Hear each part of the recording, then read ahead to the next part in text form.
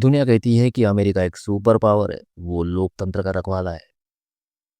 लेकिन अगर मैं कहूँ कि दुनिया में जो 70 सालों से तबाही मच चुकी है, उसमें अमेरिका का हाथ है। वो असली हीरो है या फिर पर्दे के पीछे का असली विलन। आज हम बात करेंगे और प्रूफ के साथ बात करेंगे कि अमेरिका अपने फायदे के लिए किस तरह पूरी दुनिया को एक तबाही के मंजर में डाल देता है, एक वार सिचुएशन में लेके आता है और पूरी दुनिया को तबाह करने के लिए तैयार रहता है।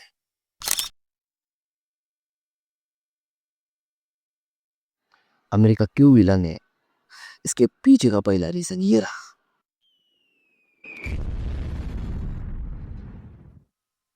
मिडल ईस्ट में जिस तरह से अमेरिका ने तबाही मचाई है, वो चाहे ईरान हो, इराक हो, लीबिया हो, सीरिया हो, ऐसे हर देश में जो भी अमेरिका का दबदबा नहीं सहते, उन पर वो जो है वार कर देता है।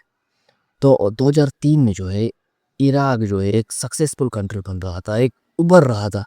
लेकिन अमेरिका को ये पसंद नहीं आया, क्योंकि अमेरिका का वो दबदबा मानने के लिए तैयार नहीं था। और इसी वजह से अमेरिका ने कहा कि उनके पास वेपन ऑफ मास डिटेक्शन है और उससे वो पूरी दुनिया को तबाह कर देंगे। और ये कहे कि उन्होंने इराक के साथ 2003 में वार करना शुरू कर दिया। और इसमें इराक के लाखों लोग मारे गए, सिविलियंस मारे गए, और इसका नुकसान इराक को बहुत हुआ।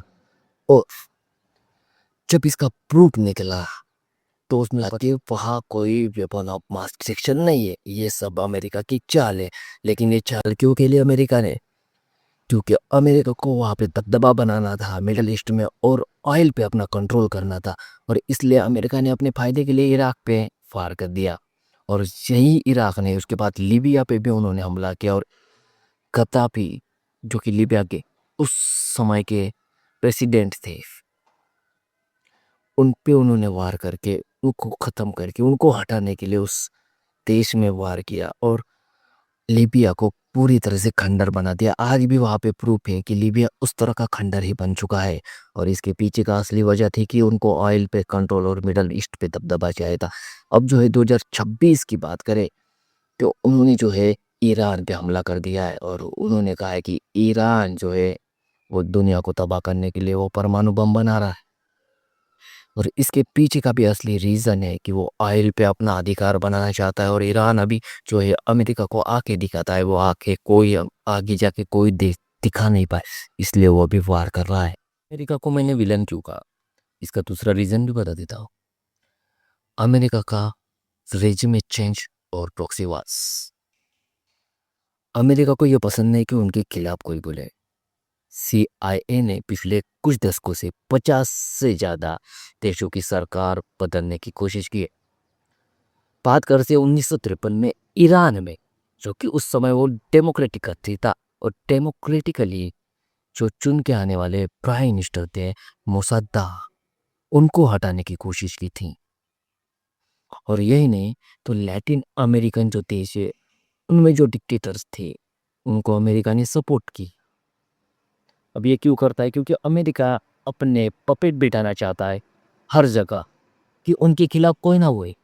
आज इंडिया में भी वही चल रहा है।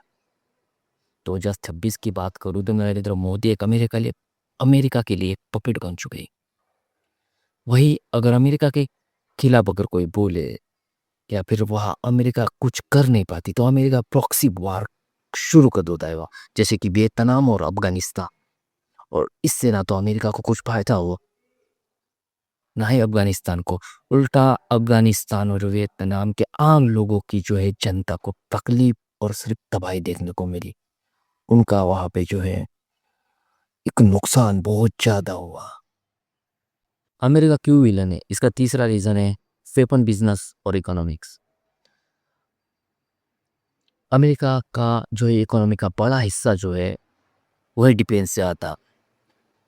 वो जो है वेपन्स बेच के अपने जो है इकोनॉमिक्स का जो है बड़ा हिस्सा वो कमाता है। और अगर पूरी दुनिया में अगर शांति छा जाए तो अमेरिका की इकोनॉमी खसर जाएगी, तबाह हो जाएगी। इसलिए अमेरिका नहीं चाहता कि पूरी दुनिया में कभी शांति। इसलिए वो किसी ना किसी देश को किसी देश के खिलाफ भड़काता है।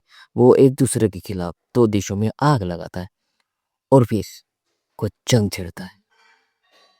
और इससे अमेरिका को फायदा क्या होता है कि उनका जो है वेपन वो दोनों तरफ बेचता है, एक तरफ नहीं बेचता, वो दोनों तरफ बेचता है। चाहे इसराइल गाजा का वार हो, चाहे रशिया यूक्रेन का वार हो, इसमें अमेरिकन कंपनी ने बहुत ज़्यादा है मुनाफा कमाया है। मैंने अमेरिका को क्यों विलन कहा, इसका और एक रीज़न था। अमेरिका जो है डबल स्टैंड, वो ह्यूमन राइट्स की जो बातें हैं वो पूरी दुनिया को बताता है। लेकिन अगर उनकी ही जो है उनके जो साथी है देश, उन्होंने अगर उसका उल्लंघन किया ह्यूमन राइट्स का, तो उनको कुछ नहीं बोलेंगे। और ये चीज़ जो है, या फिर अमेरिका ने खुद किया, तो वो बोलेगा कि ये नहीं, वो तो गलत था इसलिए हमने किया। लेकिन ये डबल स्टैंडर्ड जो है अमेरिका पॉस्टली विलन बताती है। और ये चीज़ अमेरिका हमेशा से करता आ रहा है और आज भी वो करता है। बिना किसी गलती के किसी भी देश पे हमला करना, किसी भी देश को किसी भी देश के खिलाफ भड़काना, कितने ही मासूमों की जानें जो है अमेरिका की वजह से आज दुनिया भर में गई। और यही चीज़ है कि अमेरिका आज दुनिया का एक विलन है। मैं ये नहीं कहता कि पूरी दुनिया एकदम साफ सुथरी और शांति है, लेकिन अमेरिका ने जो ग्लोबल पीस के नाम से पूरी दुनिया में तबाही मचाई है, उससे तो है अमेरिका को हम विलन कह सकते हैं। अगर क्या लगता है आपको कि अमेरिका अगर दुनिया में नहीं होता तो क्या दुनिया और अच्छी होती? आप कमेंट में ज़रूर बताइए। और वीडियो अगर इन्फॉर्मेटिव लगी तो लाइक कीजिए, कमेंट कीजिए, सब्सक्राइब कीजिए। और जो भी मैंने यहाँ पे बताया है रीज़न, उन सब की जो है मैंने प्रूफ जो है डिस्क्रिप्शन में डाल दिए हैं, वो आप जाके चेक कर सकते हैं। धन्यवाद।